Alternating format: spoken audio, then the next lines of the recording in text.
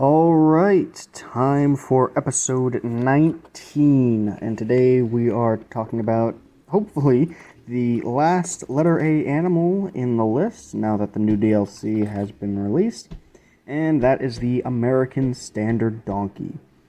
Now, originally I did want to make a unique exhibit for the animal, but I realized that, pretty much the exhibit for the alpine goat was actually perfect for the animal, so we're kind of just going to make an expansion and really just kind of add to it, make it more of a Wild West theme to it, or maybe even like considering it more scrublands than I did with the alpine goat. But luckily today I have the exact opposite issue that I did for the alpine goat. I have a ton of information and not a lot to show you when it comes to actually creating the exhibit. And so since we're going to just be adding more of the fence that I had in the previous episode, we're going to speed through that. And while I do, we are going to discuss the animal. Now, let's start with the reason that it is in the farmland pack. And honestly, you really couldn't have a farmyard animal pack without some kind of equine, and I believe that a donkey is a phenomenal choice, just for the mere fact that it's much more of a petting zoo animal than a full-sized horse would be. Now, the American Standard is a very interesting donkey specifically because it's not really its own species. As a matter of fact, it's just kind of known as the American donkey, and much like anything American, it's actually a combination of a lot of different species, most notably the Mediterranean and European. However, there are other donkey species from across the world that have sort of interbred and made this, for lack of a better term, genetic hodgepodge animal. Now, why are they so useful, you may be wondering, and that is quite simply because they are phenomenal pack animals. They're very strong, very hardy, and were pretty much used as, well, the term pack mule somewhat comes from them. However, a mule is actually a hybrid between a horse and a donkey, having best of both worlds, but a lone donkey itself is completely capable of doing anything a mule can, maybe just not to the same extent. Now, that pretty much makes them something known as a beast of burden, whether it be carrying equipment as simple as different settlers, just making their way from one area to another, or lugging along building equipment for mines and other structural foundations.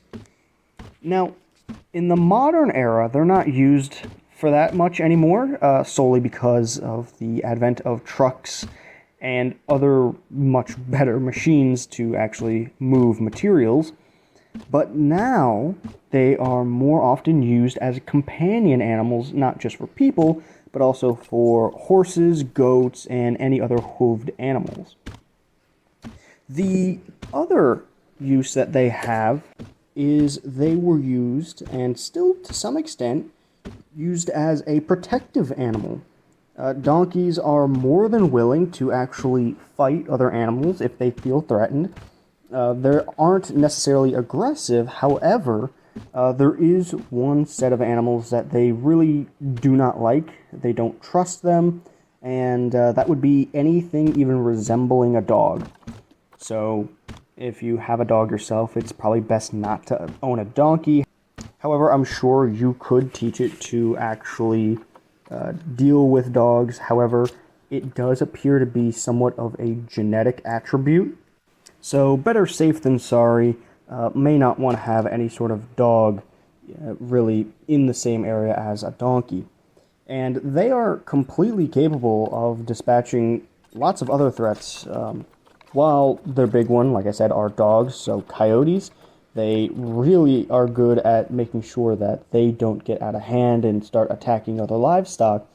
They can hold their own against a lone wolf. However, for the most part, it would not be recommended to keep anything outside if an entire pack of wolves were to be in the area. But they have a very strong bite with very sharp teeth and can, well, they can kick. That's one of the things that donkeys and mules are well known for. So, what else is there to know about the animal while I continue to deal with the foliage? And if you notice some of the things I'm adding here to the exhibit, being the well, the little wagon wheel, really just trying to make the Western aesthetic to it. And for the most part, there isn't really too much to note on when it comes to that. So let's get back to what I was talking about before I got sidetracked. Little insider information before I get to that. I actually watch the videos, so I actually edit the video itself while I speak over pretty much what I'm want to add. So if you ever wondered why it seems like I jump real quick, that's why. A little bit of the behind the scenes there. And one of the interesting parts of the animal on a social level is that they really do enjoy the company of other animals and are much more calm than horses and ponies. So if there's like a loud noise or something along those lines that would usually spook a horse, you could have a donkey and they will pretty much, for the most part, take it really well and not be too skittish in comparison. Now, while on the subject of being unlike horses and ponies, it's important to note that if you were to worry about taking care of a donkey, you do have to take in consideration that their coats are less greasy, so they really don't do well with rain. So you're going to have to give them extra coverage and make sure that, they can properly stay out of any sort of inclement weather, because they are really not going to deal as good as, like I said, a horse or a pony. As we move on, I am actually going to make a little bit of a farmland here, more than just a barn, but get some of the hay bales and sort of make the lines as if it is tilled land. A bit more of an aesthetic appeal. Keep it from just being a generic open area for the donkeys. Now, while talking about their coats, there's a very interesting piece of Christian lore that has to do with the donkey. If you know anything about the Bible, or even just a general understanding of, or even just a rudimentary knowledge of bits and pieces of the Bible, you would know that Jesus Christ was carried in Nazareth on a donkey, and it was even said that donkeys were there at the crucifixion. And interestingly enough, donkeys have a cross on their back going up the spine and across the shoulders. And in some tellings, that was to demarcate them as being blessed by Jesus Christ themselves. It's really something you don't hear a lot about, but it is a very interesting tidbit I came across while researching the video. Now, they don't always have this sort of coat. As a matter of fact, foals will be very fluffy and almost cotton-like when they come out.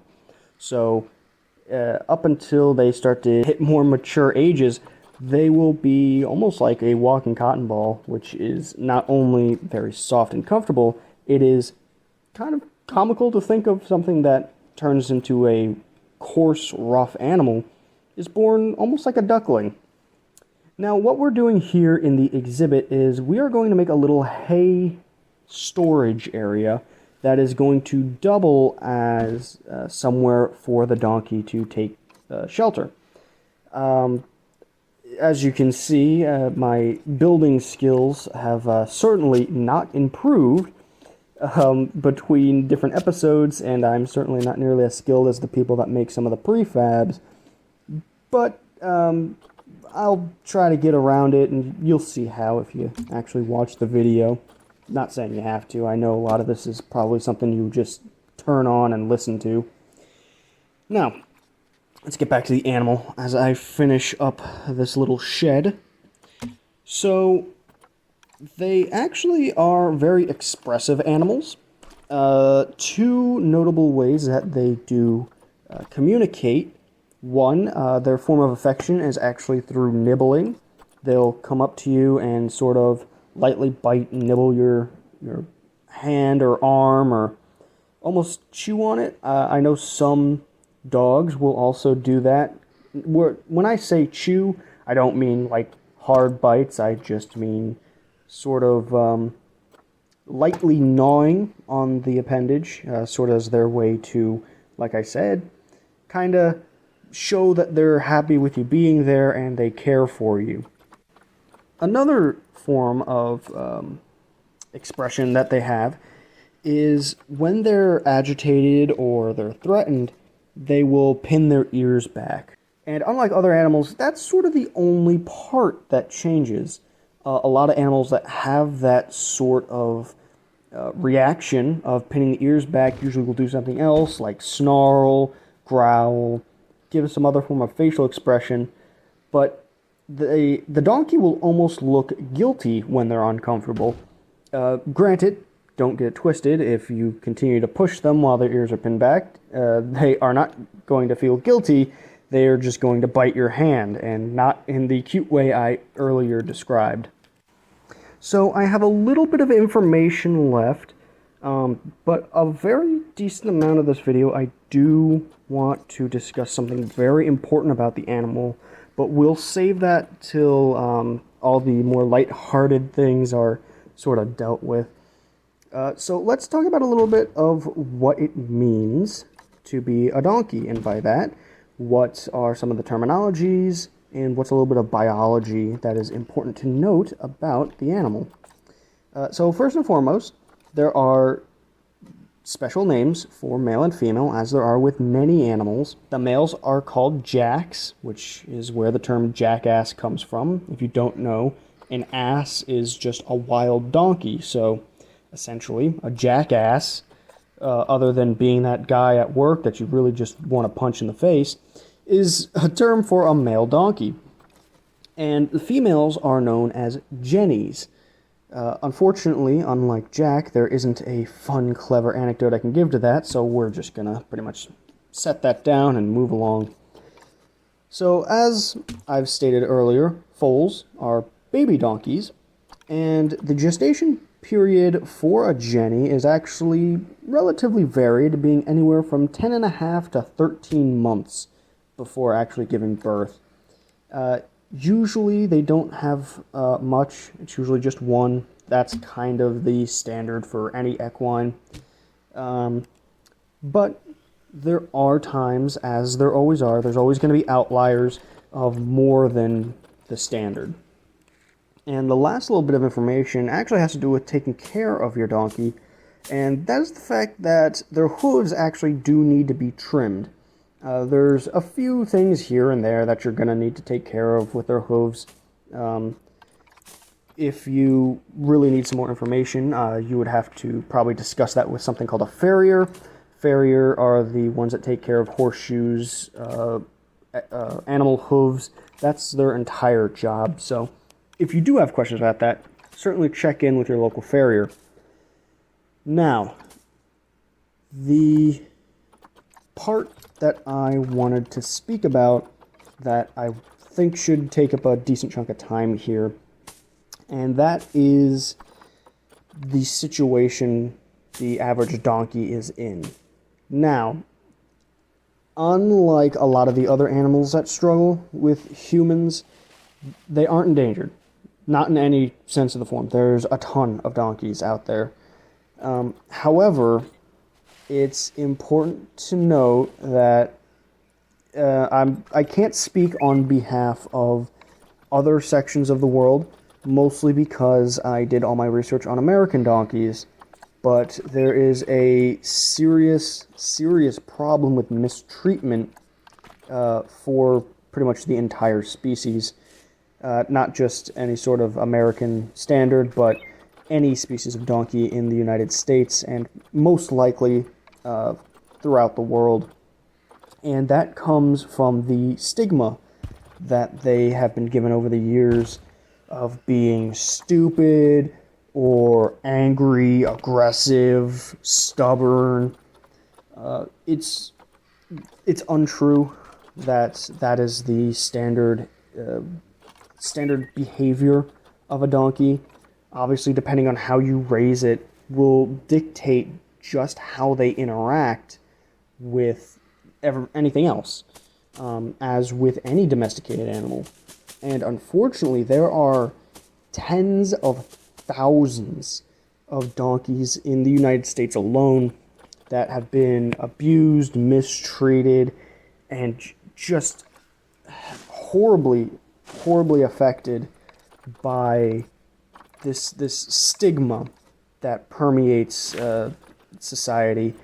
I mean, you could look at almost any form of media, all the way back to like Bugs Bunny, to the modern era of someone doing something dumb or in some way being a nuisance, being considered like I said, a jackass.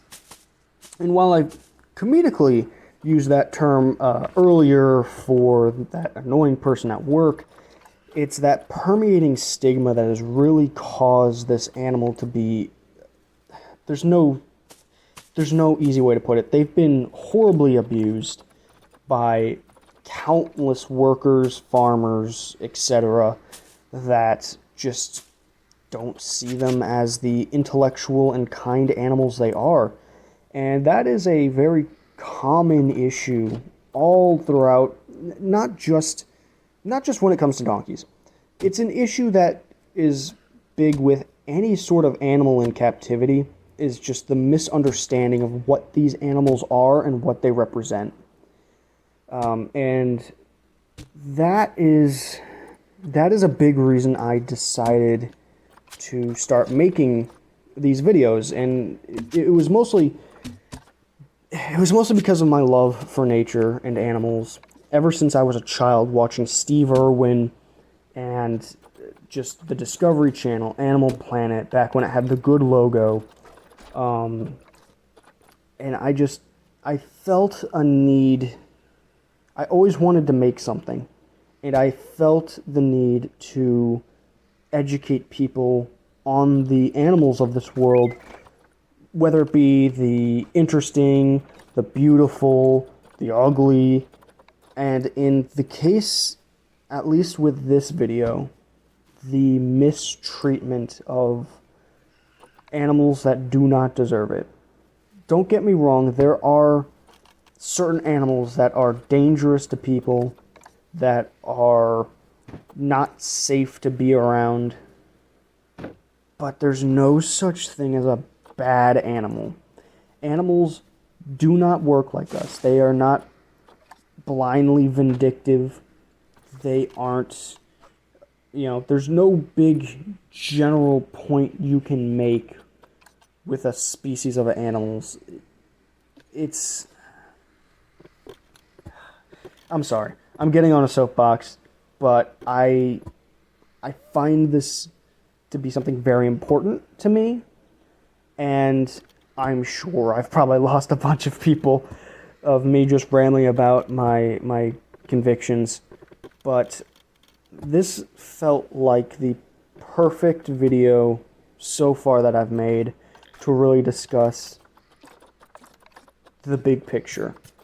And that is, a lot of these animals, no matter how deadly I may make them sound, or how dangerous society or the greater the greater idea of them seems to be, at the end of the day, animals are not out to hurt you, and they are much more emotional and much more intelligent than any of us realize. In this, I'm talking about the donkey in this video, but even the most basic animal, especially mammals and birds, are some of the smartest animals to ever live. Reptiles, fish, yeah, they're, for the most part, they're not as smart, but even they have much more intelligence and personality than a lot of us realize. So as I'm wrapping this video up, I hope you could forgive my tangent as I just kind of spilled my heart out for animals that really deserved better. I hope you enjoyed the video. Not too much needed to be added in post, so it has just been me. But yeah, I hope you enjoyed the video. Feel free to like, comment, sub, do all the normal YouTube things, but most importantly, I hope you go out to enjoy the world, and I hope you really find that level of compassion for the natural world as I do, or at least more of a compassion than you may previously have had. Well, with that all being said, again, thank you very much. Have a good one. Go outside, drink some water. Goodbye.